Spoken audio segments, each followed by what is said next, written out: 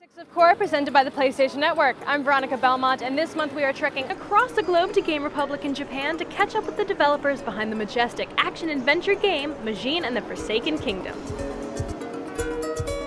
And while we're there, we go on a quest for the wackiest and most wonderful things in the culturally exciting metropolis, Osaka. Oh, and don't forget to design your own game title using photos from our journey with the Qore Gamebox Generator.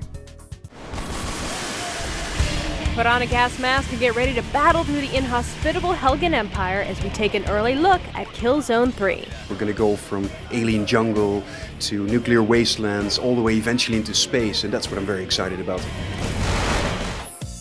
We also talk to Dr. Marks, the mastermind behind the PlayStation Move, and visit Zendagi Games in Southern California to see what it takes to make a game exclusively for this amazing motion controller. Audrey's also got this month's hottest Blu-ray releases. Release the Kraken! Plus, we pay tribute to America the Beautiful in our spotlight, Red, White, and Blu-ray. And join us in the Qore Report, where we take you behind the Qore scenes to reveal what games we're playing after hours, and to show you how you can get more involved with the team. All this and more in episode 26 of Qore, presented by the PlayStation Network. I'll see you on the inside.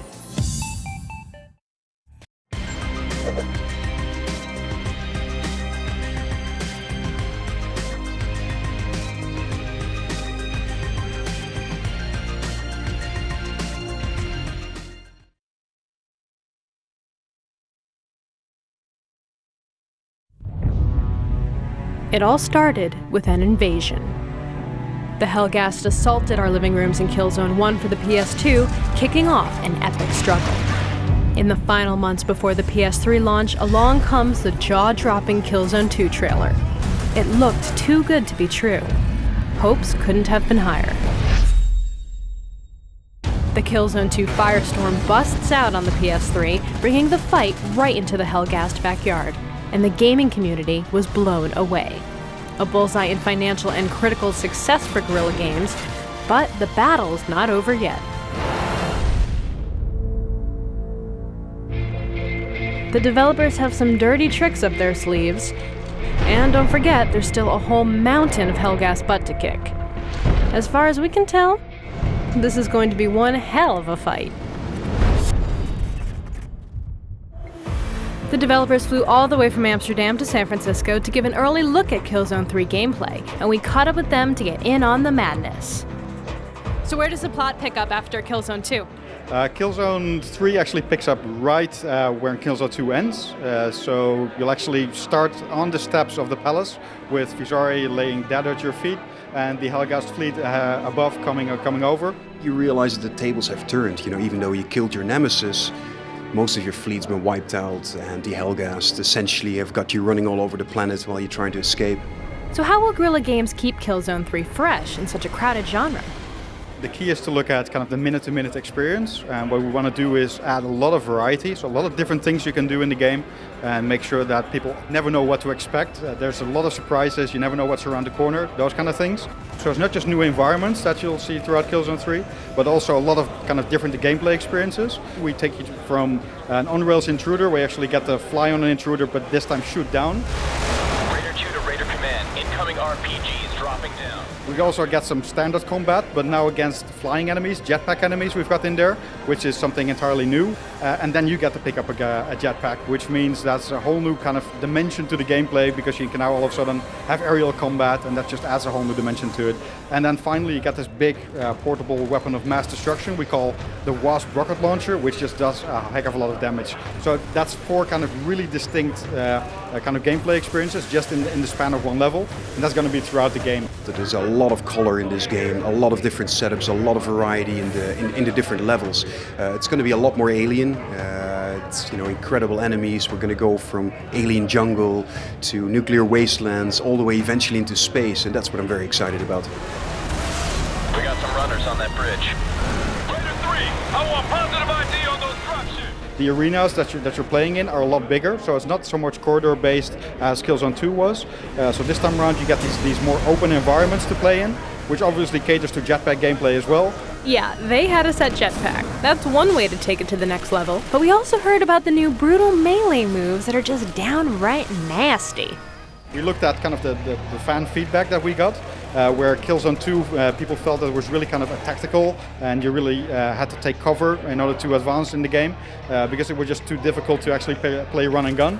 That's something that we wanted to change, and at the same time we wanted to add something for those players as well. We've got these great animations that are context sensitive, so they scan the environment for what's available. If there's a nice railing there, you can actually take somebody's head and bang them on it. Those kind of things are all in there, and it's really satisfying.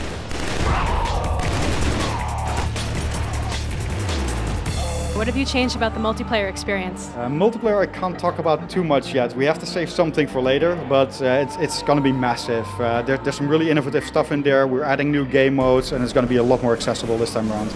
Okay, they're not ready to talk multiplayer just yet, but with the award-winning online play of Killzone 2 under their belt, and hopefully jetpacks thrown into the mix, the result should be explosive.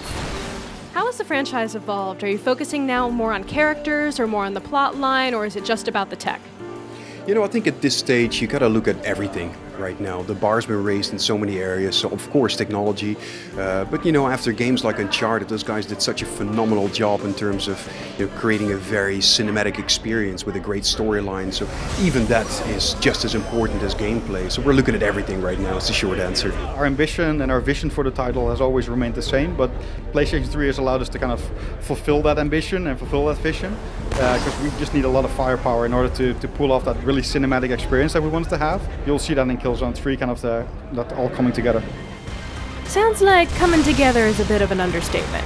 With more variety in gameplay and environments, plus support for 3D and PlayStation Move, Killzone 3 is packing more firepower than ever before, and will probably land somewhere between mind-blowing and insane.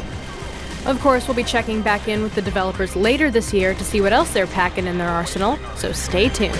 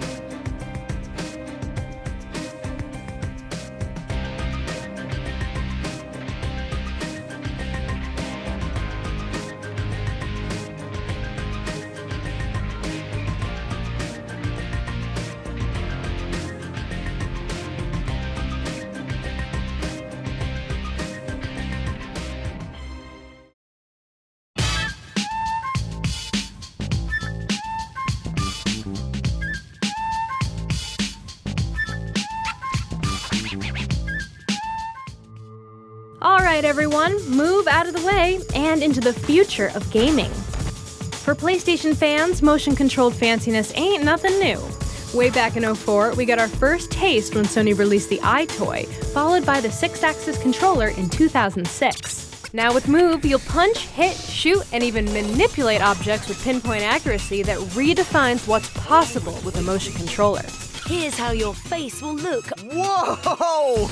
Whether you're into action, sports, arcade, or party games, the Move is making waves all over the PS3 universe. We sat down with none other than iToy and Move creator, Dr. Richard Marks, to find out more about how the Move works and what's behind the next step in PS3 gaming goodness.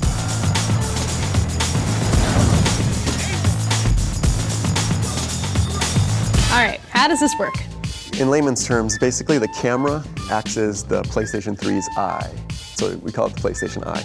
And it knows where this colored sphere is in the room and tracks it around. And then internally, we have sensors that recognize what angle it's being held at and how you're moving it.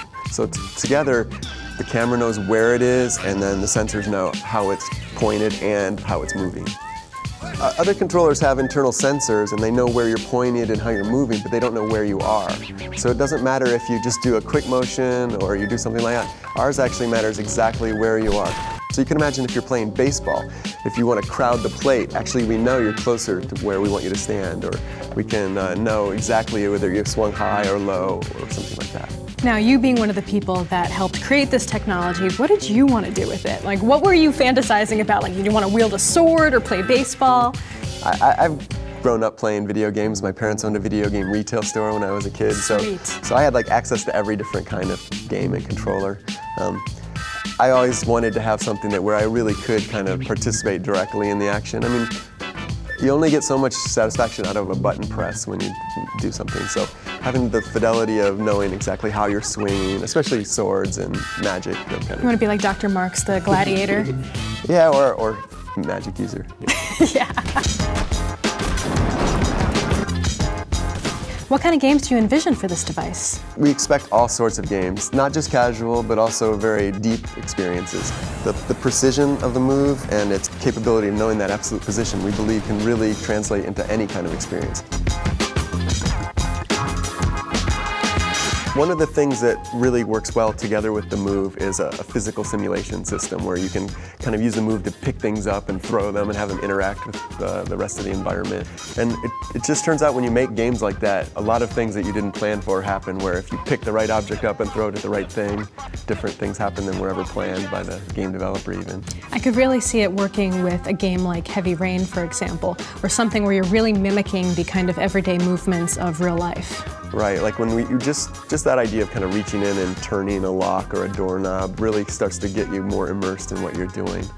Does this open up additional possibilities for 3D gaming? I think it does, actually. You could use the Move as a 3D input for a 3D experience.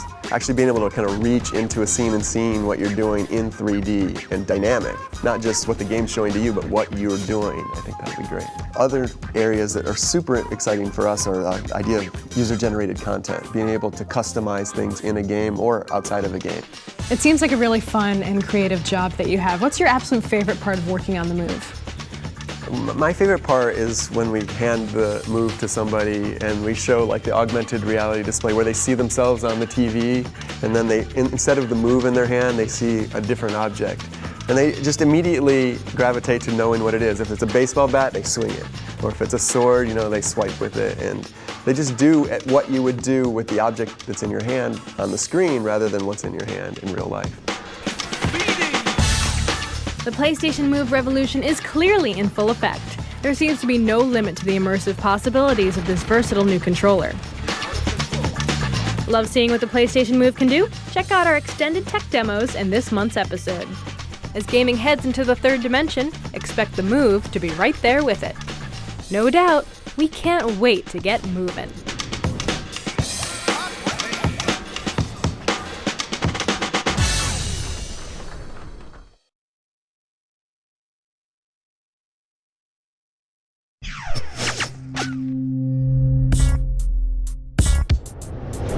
So this is what we call augmented reality, where we show video of the player and virtual objects at the same time.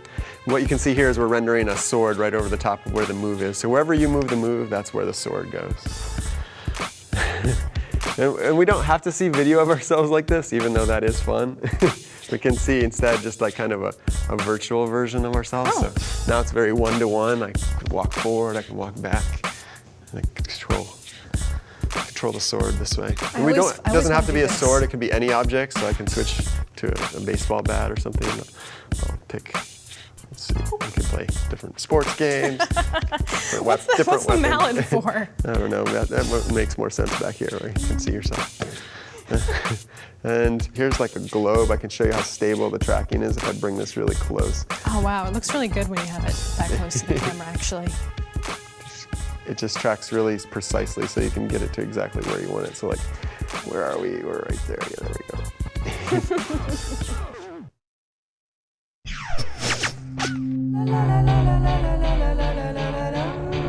You can see the controller is the color that I want it to be. If I dip into a different color, the controller changes to match. So if I dip into, let's say, this blue color, then I can write with that color.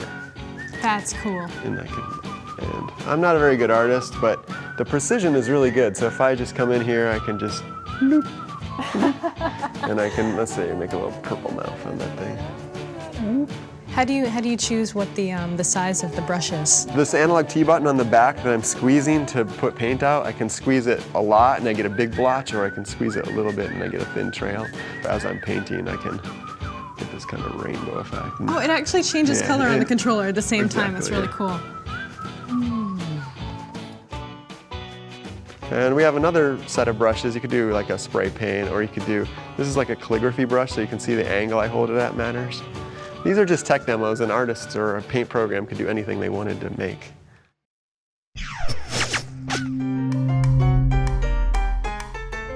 This is like a puppet character, where what I do, it does. And I can change it to be like a big character or a skinny character or anything, so I'll try to match it kind of to my body. That is so cool. And I can move it around. And I have different animations I could do. The kind of most basic animation is like a hand. If I squeeze that analog T button again, I can actually kind of squeeze his hands like it's a fist. And then I don't have to necessarily see myself again. I can control this here, and I can duck.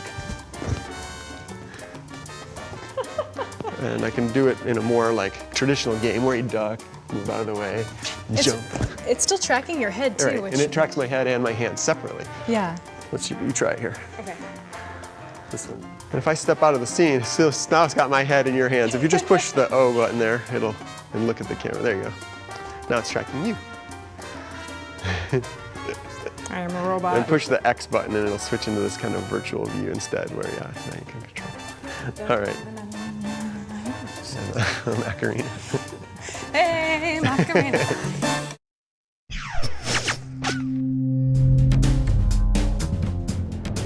Call this like the multi-touch demo, or like Minority Report. So I can just basically use the two things. I can create windows, grab it, can move them out of the way. Holy crap, the future is now. Yeah, move this over to here, grab this here. And of course, these are just kind of boring windows. I don't have to make boring windows. I can make things that have something more interesting on them, like this. I can grab it. Like I said, I can move it around in 3D. KB! This is like a traditional kind of multi-touch where I'm just doing these points. If we switch into like Move or PlayStation 3 multi-touch, this we have like a real 3D object that I can manipulate. And that really feels like, I have like this kind of plastic thing in my hands. That is awesome. And we don't have to see ourselves while we do it. We can just do this in a virtual space. If you do want to see yourself, maybe you don't want to take up the whole image, we can just put like a little video of ourselves over here. Yeah, let's put it right there. And I can make a whole bunch of different things. I could have like a web page open, or I can have like a PlayStation Store open here. Wow. Here's a map of the world. I can lay that along the ground. And it could be anything, your favorite character, you can have on the photo there. We've been making this kind of virtual desktop like this, but I want to go more into the scene. In a game, you might want to actually get into the scene with it. So you see this cyan controller here? We call this camcorder mode. When I push this button, now we're seeing the world as if we are that controller. Get out of town. So I can like zoom in and look at that. There's the video of us. I can walk around. Here's that map I put on the ground. I can zoom in. And I still have my other controller, which I can do things with. So if I reach out and grab this, I can still move it around in 3D. So this gets kind of mind-bending, the kind of things you can do. Yeah, that's incredible.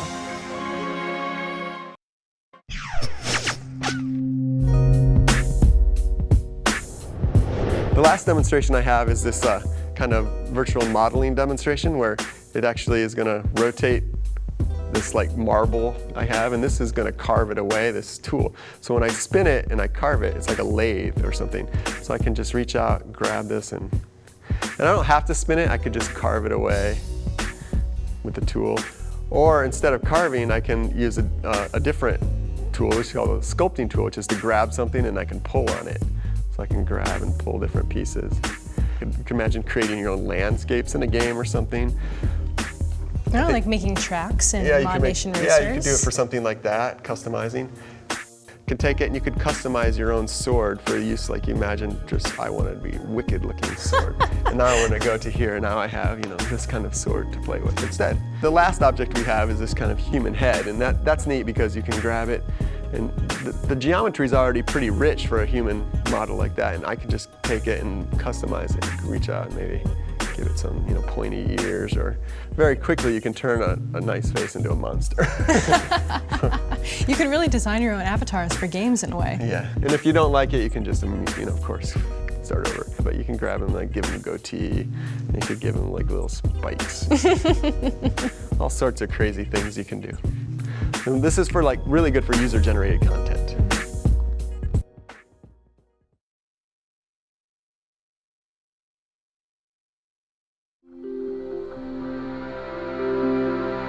We're excited about playing PlayStation Move games, but what's it like to create a game exclusively designed for this revolutionary new controller?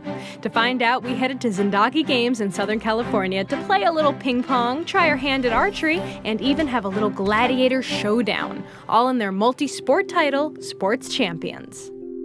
Zindagi game has been created specifically to work on, the Move, and it started in October 2007. So it's been, 2.5 years now that I've been working on Sport Champions. 2.5 years? 2.5 years of being quiet, not saying anything.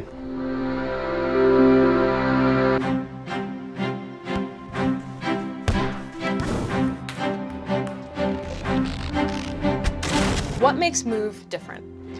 Precision and flexibility and positioning. So when you move this thing in space, your guy in the game moves. That's really important to the gameplay. Also, when you rotate, twist, no matter what you do with this, it's reflected in the game. Now it's an exact comparison, right? It's a 1-to-1 ratio in terms of movement here and then movement on the screen. Like if I move, she does it exactly the same time. There's no delay. Yes, there's no delay. The timing's very fast and it works really well. You get to control the game in ways you've never been able to before because this controller moves in space just like your guy in the game will move. You can use the Move to play 1-to-1 games and just like get up and get immersed in the action, or you can play the game, more traditional games and traditional way. I mean, it has buttons on it. It allows you to do both things at once. I mean, it's the best of both worlds, really. Now, you've been developing games, you told me, for about 25 years now. What was it like developing games for the Move? It was a whole different experience for me because all of a sudden we have 3D space we can work in with the controller. It's not just a bunch of button combinations you're pressing to get things to happen. It's more of an intuitive, natural motion. Back towards me. Now's here. the aiming port. Yep. Oh gosh, that's hard. Haha! Bullseye. Bullseye, first try. Never before we had, okay, we're going to let the user, no matter what it looks like, no matter what our abilities, do motions that are going to translate in games the way they're going to do it this way. I mean, it's just like if you're playing a tennis game, well, actually, you're going to be playing as a pro tennis player in the game. So it's just like we never had that before. Before, you're just pressing a button and then you have somebody, swinging the racket for you. Was it hard to make the game simple enough for people to just kind of pick up and start using right away, or is it more complicated? That's definitely been the case. It was probably one of our most challenging issues is to make the games so that people can just pick it up and play. Even if they don't know how to play ping pong, they still want to get in there and have fun right away. You don't have to be a ping pong champion then to... You don't, but we also want to make it so if you really do know how to play ping pong, you can play this game and feel really natural, doing all the shots you know how to do, getting the results you'd expect from a real game. Oh, that was a good serve. Look at that spin. What do you see for peripherals going forward in terms of, making the game environment more immersive? My opinion is like 3D TV, combined with the PS Move is really going to be the next big thing. You're going to have like the immersion of doing the motions and actually being in the motion. So that's going to be great. PlayStation Move does change everything, and Sports Champions delivers the goods. Every swing, toss, and thrust we made was accurately replicated in the game, creating a real sense of immersion that we haven't felt before.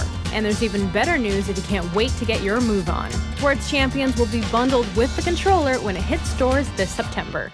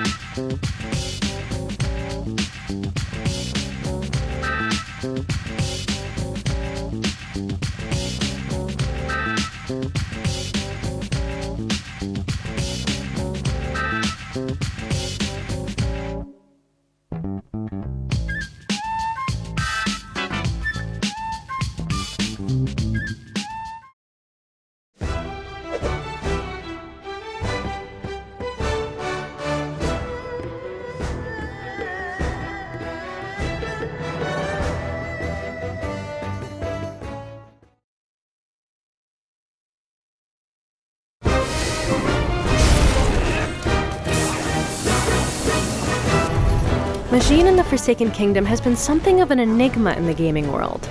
Until now, very little was known about this lush and beautiful title. On the one hand, it seems like a classic third-person fantasy action-adventure game, but clearly there's something different about it. Who is the Majin? Who is the boy? How do the two characters work together? And most importantly, when can we dive into this amazing world? We decided to take our questions to the source, so we visited developers Game Republic in Tokyo to discover more about the game and the inspiration behind this breathtaking world of Majin and the Forsaken Kingdom. What exactly is a Majin? Is it a mythical Japanese creature, or is it something you guys created specifically for the game? The Majin is an original character that we've created for the game. We carefully designed him to fit into this game world, adding plants on his back to represent the nature aspect of the game. Without a doubt, Majin and the Forsaken Kingdom is a stunner. Where did the team at Game Republic get their inspiration for this world? We get inspiration from many different types of media, be it movies, games, or anime.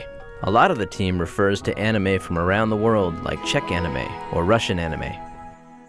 For this game, we wanted to create a world that was fantastic yet familiar. To do this, we researched many different cultures, Mesoamerican, Asian, European, and blended together aspects from each culture into this world. We also wanted to bring out an element of fear that lurks behind this warm, bright, and colorful world. That's where the enemies come in. The world is very bright and colorful, but it is being enveloped by darkness and evil pollution. The ultimate goal of the hero and the Majin is to try to purify this world, saving it from this pollution. In the game, you play as Tepeyu, a young thief who's on a mission to defeat the powers of darkness that have overrun the Forbidden Kingdom. His first stop is an ancient castle that has been left in ruins. It's there that he meets the Majin called Teodel, a childlike innocent who just happens to be a giant earthy monster.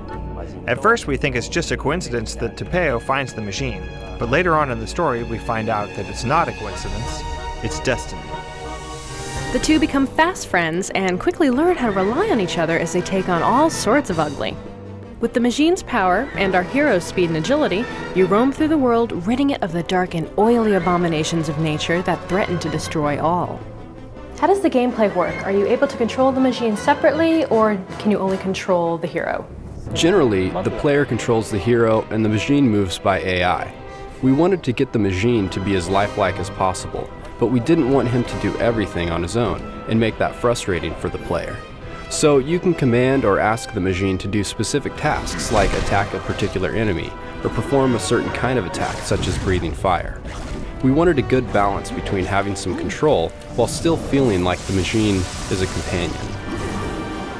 At first, we had the idea of controlling both the hero and the Majin. We found out that it was difficult to create a friendship and attachment with the Majin. So we decided just to control the hero and get the Majin to move with AI, so that the player would develop that emotional attachment to this character.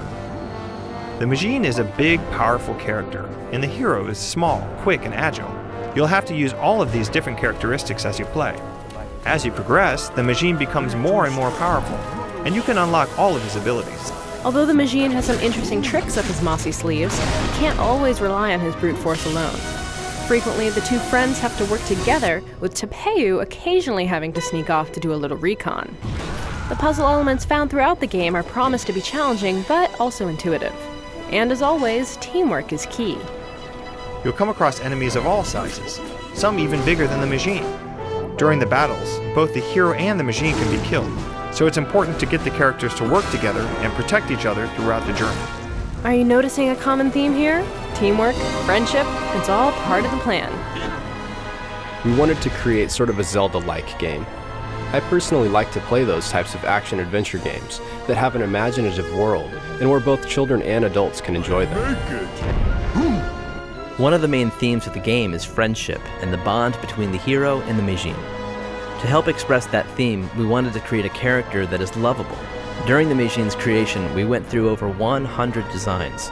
When we found a design that we thought would fit the game, we actually created the models and animated it to see whether or not it was the right design. This game is the result of a lot of research and emotional input towards the characters. As a team, we hope that it will be well accepted and received by the players.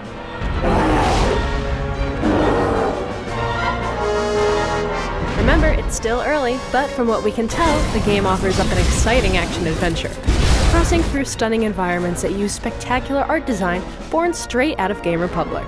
With the storyline wrapped in mystery, it will keep players puzzle-cracking while battling alongside a big old buddy. And maybe Majin and its green themes will inspire us all to treat the environment more like a lovable companion.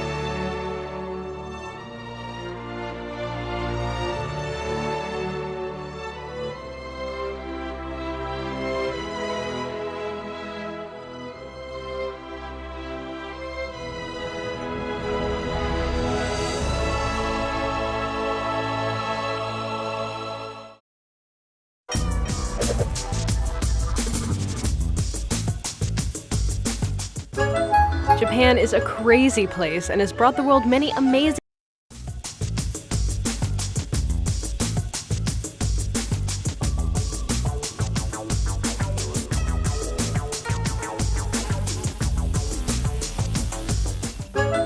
Japan is a crazy place and has brought the world many amazing and bizarre games. Some so odd, they aren't even marketed to Western gamers. It's wacky stuff like this that makes us love Japan. Join us on our 3-city quest, searching for all things weird, wild, and wonderful that Japan has to offer. On the road with Qore. In our first episode, we visit Osaka, home to game development titan Capcom, maker of huge franchises like Street Fighter, Lost Planet, Resident Evil, and Dead Rising, just to name a few. But it's also the third largest city in Japan, and we wanted to see what other magical things it has to offer. From architecture to food to the truly bizarre, join us as we get to know Osaka. After spending a day wandering around by foot, we quickly learned that the subway is the way to get around. Stuff yourself into a cart, and before you know it, you'll be at your destination, heading out to the great beyond. If the subway isn't your thing, we found the next most popular way to get around. Yep, you guessed it, bikes. Everywhere you look, people are on the move. Old and young, businessmen and couples. Oh, and look, we even found Audrey her very own. We soon arrived in the Dotonbori district, only to find ourselves surrounded by people and food. You see, Osaka has a saying, kuyodore, which basically means to ruin yourself with food.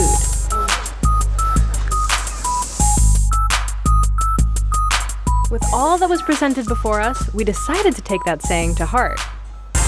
First up, octopus balls.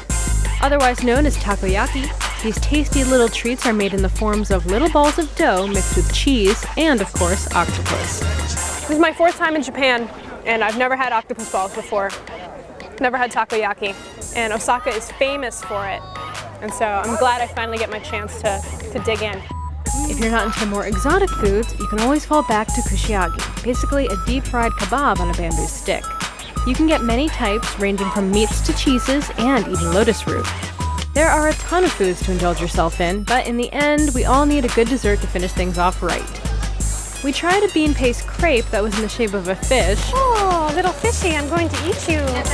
Ice cream from a vending machine. That looks like cheesecake, and I do love cheesecake. But at the end, we never really found what we were looking for. That is until we were let in on a little local secret.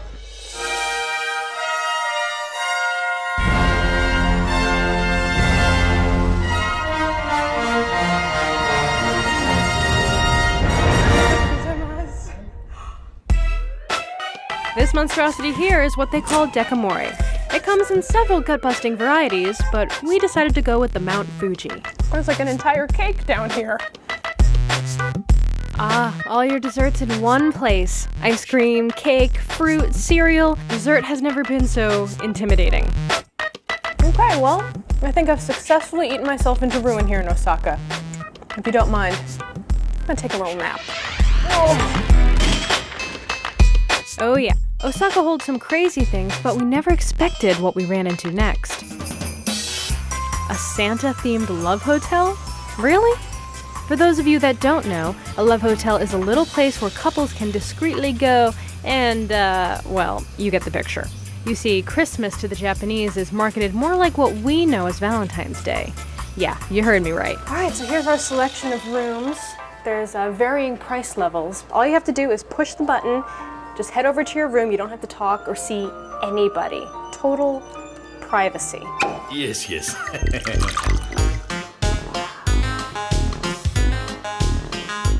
Okay, so we've got my entertainment center with my karaoke mic, so I can sing myself to sleep. Oh, how convenient. PlayStation. Oh dear, what's this? Do I get to pick a costume? Maybe next time. I'm beat. When you're feeling refreshed, check out is easy. You never have to talk to anybody, if you know what I mean. Osaka is a great city.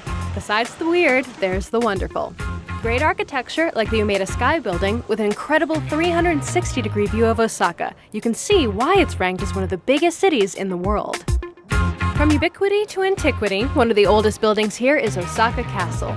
It's more than a tourist landmark, it's also a good place for families or artists to come, enjoy, and relax. There are even buildings that are covered in plants, like this one we came across. The organic building's design takes conceptual cues from bamboo and contains 80 different types of indigenous plants and trees. A little further out of town is the enormous Tower of the Sun. Standing 70 meters tall, the Tower of the Sun is yet another amazing piece of architecture we came across. Just walking around the streets of Osaka gave us a good look into the culture and the spirit of the Japanese people. For a fast-paced modern metropolis, everyone we met was very helpful and, thankfully, patient. Now that you've gotten a taste of Osaka, try creating your own Japanese-inspired video game using Qore's Game Box Generator. Make your masterpiece and then export the image to the XMB to share with the world. We can't wait to see what you come up with. Check in next month when we travel a little further north to Kyoto. We climb into the mountains to make some new furry friends and find some old sites hidden away for centuries. Stay tuned!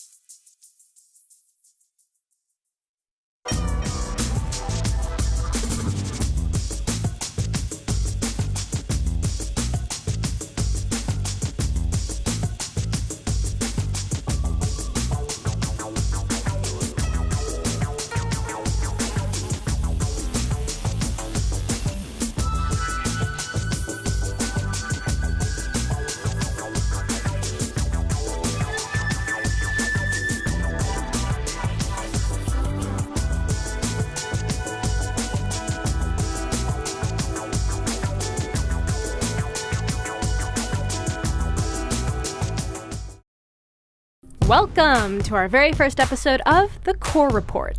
This is where we show you a bit about what goes on behind the scenes, highlight some community members, and tell you how you can become involved with the team. First up, Audrey and I had a great meetup inside PlayStation Home. Our friend Glasswalls from the home team was there to help moderate, and we had a blast answering questions and chatting with Qore fans. Plus, we couldn't believe how many of you were rocking the special Qore t-shirt from episode 13. Mon Nation Racers has just hit the scene, and it was out for less than a week when we saw these awesome shots from Twitter user Mr. Michael. Now that is one sweet mod. One of our favorite games this year is Red Dead Redemption, and we've somehow convinced our bosses to let us play at the office for a few hours every other week. The best part? We want you to join us. Pay close attention to our Twitter feed for our next online gaming session. Come join the posse, or try to run us out of Armadillo.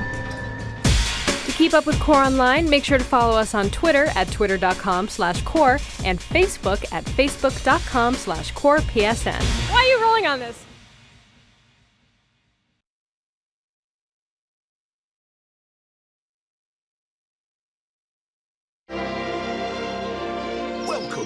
Welcome to Little Riddle.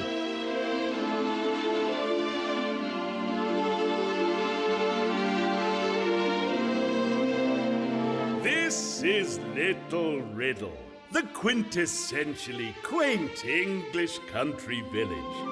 Here, days pass slowly and peacefully with genteel inevitability. All is peaceful, all is safe. Apart from the burglaries, the lying, the cheating, and the stealing, and the murders.